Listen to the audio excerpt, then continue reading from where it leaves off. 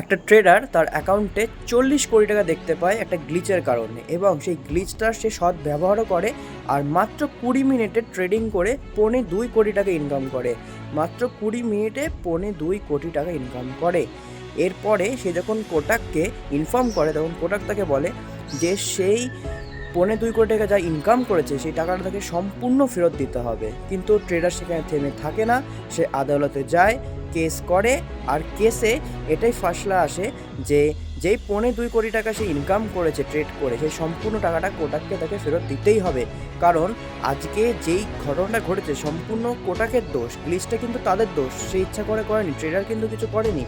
আর tedder যদি আজকে by chance ওই টাকাটা হেরে যেত, তাহলে কি কোটাক সেই টাকাটা ছাড়তো? তাকে তো ফেরত দিতেই হতো। তো কি অদ্ভুত ঘটনা ঘটেছে বলো তোমরা কমেন্ট করে জানিও যে কীরকম, মানে বিষয়টা কি ঠিক ঘটেছে নাকি খারাপ ঘটেছে।